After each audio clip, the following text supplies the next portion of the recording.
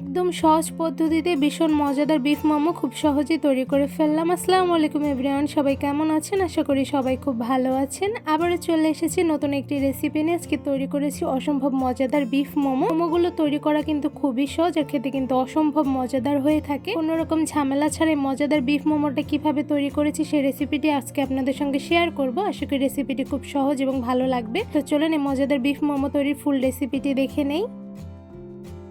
প্রথমে একটি মিক্সিং বোলের মধ্যে দিয়ে দিচ্ছি ময়দা। এখানে আমি 2 কাপ পরিমাণ ময়দা দিয়ে দিচ্ছি। আপনারা ঠিক যতটুকু পরিমাণে বানাবেন সেই পরিমাণে দিয়ে দিবেন। আর সাথে দিয়ে দিচ্ছি লবণ। এখানে আমি 1/2 চা চামচ পরিমাণ লবণ দিয়ে দিচ্ছি। আর সাথে দিয়ে দিচ্ছি রান্নার সয়াবিন তেল 2 টেবিল চামচ পরিমাণ। এবার ময়দার সঙ্গে সবগুলো উপকরণ খুব ভালোভাবে মেখে নিব। ময়দার সাথে সবগুলো উপকরণ খুব ভালোভাবে মেখে মিশিয়ে নিয়েছি। এবার এই ময়দার মধ্যে দিয়ে দিচ্ছি পানি। এখানে আমি হালকা উষ্ণ গরম পানি দিয়ে দিচ্ছি। এখানে আমি অল্প পরিমাণ করে পানি দিয়ে খুব ভালোভাবে ময়দার ময়ানগুলো মুথে নিব। অল্প পরিমাণ করে পানি দিয়ে ময়ানগুলো খুব ভালোভাবে মুথে নিতে হবে, তাহলে কিন্তু ময়দার ডোটি খুব সুন্দরভাবে সফট হবে। তো এদিকে দেখতেই পাচ্ছেন খুব ভালোভাবে মুথে নিয়েছি। এবার ডোগুলো একটি ঢাকনার সাহায্যে ঢেকে 15 মিনিটের মতন রেস্টে রেখে দিব। মোমোর পুর তৈরি করার জন্য এখানে আমি 1 কাপ পরিমাণ বিফ কিমা নিয়ে নিয়েছি। আর সাথে দিয়ে দিচ্ছি রসুন বাটা 1 চা চামচ, সাথে দিয়ে দিচ্ছি আদা বাটা 1 চা চামচ, দিয়ে দিচ্ছি জিরা গুঁড়া 1 চা চামচ, সাথে দিয়ে দিচ্ছি ধনিয়া গুঁড়া 1 চা চামচ, আর দিয়ে দিচ্ছি লাল মরিচের গুঁড়া 1 চা চামচ। আপনারা আপনাদের স্বাদ মতন দিয়ে দিবেন। সাথে দিয়ে দিচ্ছি গোলমরিচের গুঁড়া 1 চা চামচ, আর দিয়ে দিচ্ছি লবণ 1/2 চা চামচ পরিমাণ, আর সাথে দিয়ে দিচ্ছি সয়া সস 1 টেবিল চামচ পরিমাণ। এবার সাথে দিয়ে দিচ্ছি একটি ম্যাজিক মশলা। এই মশলাটা পুরের মধ্যে দিলে কিন্তু পুরের স্বাদ দ্বিগুণ বেড়ে যায়। সাথে দিয়ে দিচ্ছি বাঁধাকপি কুচি 1/2 কাপ পরিমাণ, আর দিয়ে দিচ্ছি গাজর কুচি 1/2 কাপ পরিমাণ। এবার সবগুলো উপকরণ কিমার সঙ্গে খুব ভালোভাবে মেখে নিব। বিফ কিমার সঙ্গে সবগুলো উপকরণ খুব ভালোভাবে মেখে মিশিয়ে নিয়েছি। তো এই পর্যায়ে কিন্তু আমার মিশিয়ে নেওয়া হয়ে গিয়েছে। এবার এই পুরের মধ্যে দিয়ে দিচ্ছি ভীষণ পরিমাণে গরম করে রাখা রান্নার সয়াবিন তেল। পুরের মধ্যে পরিমাণ অনুযায়ী গরম তেল দিয়ে দিয়েছি। এভাবে গরম তেল দিলে কিমার ভেতরে যে কাঁচা ভাবটা থাকে সেটা কিন্তু একদমই থাকবে না। তো এই পর্যায়ে পুরের সঙ্গে তেলগুলো মেখে মিশিয়ে নিয়েছি। এবার এই পুরগুলো একটি সাইডে 10 মিনিটের মতন রেস্টে রেখে দিব।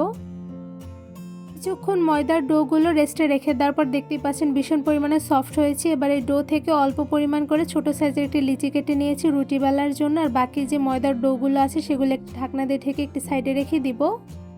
একটি ফিরের উপরে লিচিটা গোল শেপ করে নিয়েছি। এবার একটি বেলুনের সাহায্যে মিডিয়াম সাইজ করে একটি রুটি বেলে নিব।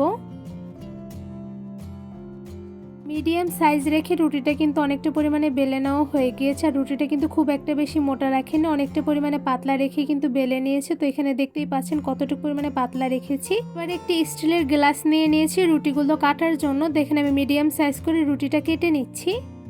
স্টিলের গ্লাস দিয়ে রুটিটা কিন্তু মিডিয়াম সাইজ করে কেটে নেওয়া হয়ে গিয়েছে। এবার বাকি যে এক্সট্রা রুটিগুলো আছে এগুলো একটি সাইডে রেখে দেবো পরবর্তীতে আরও একটি রুটি তৈরি করার জন্য। আর এদিকে দেখতেই পাচ্ছেন মিডিয়াম সাইজ করে রুটিটা কেটে নেওয়ার পর কতটুকু পরিমাণে পাতলা রেখেছি। তো এই পর্যায়ে রুটিগুলো আমি একটি সাইডে রেখে আরেকটি রুটি নিয়ে নিয়েছি মোমো তৈরি করার জন্য। এবার এই রুটির উপরে দিয়ে দিচ্ছি পুর। এখানে আমি মোমোর যে পুরটা তৈরি করেছি সেখান থেকে 1 চা চামচ পরিমাণ নিয়ে নিয়েছি। এবার রুটির উপরে পুরগুলো দিয়ে দিচ্ছি। রুটির মাঝ বরাবর মোমোর পুরগুলো দিয়ে দেওয়া হয়ে গিয়েছে। এবার রুটিটা হাতে তুলে নিচ্ছি মোমোর শেপ দেওয়ার জন্য। এবার রুটিটা নিচ থেকে চাপ দিয়ে লাগিয়ে নিচ্ছি। এবার সাইডের থেকে যে বাকি রুটিটুকুর অংশ আছে সেগুলো কিভাবে চাপ দিয়ে লাগিয়ে নিচ্ছি সেটা কিন্তু আশা করি আপনারা ভিডিওর মাধ্যমে দেখেই বুঝতে পারছেন। খুব সহজভাবে একটি ডিজাইন করে কিন্তু মোমো তৈরি করে ফেলেছে। আর সাইড থেকে একটু চাপ দিয়ে লাগিয়ে নিয়েছি যাতে মোমোটা ছুটে না যায়। তো এই পর্যায়ে কিন্তু দেখতে পাচ্ছেন মাশাআল্লাহ খুব সুন্দর করে একটি মোমোর ডিজাইন তৈরি করে ফেলেছি। একদম সহজভাবে অনেকগুলো মোমো তৈরি করে ফেলেছি। আর এদিকে দেখতেই পাচ্ছেন মোমোর শেপটা দেখতে কিন্তু মাশাআল্লাহ খুবই সুন্দর হয়েছে। এবার এই মোমোগুলো সেদ্ধ করে নিব। মোমোগুলো সেদ্ধ করার জন্য এই ছাঁকনির উপরে কিছুটা পরিমাণে তেল ব্রাশ করে নিয়েছি। এবার একটা একটা করে সবগুলো মোমো দিয়ে দিচ্ছি।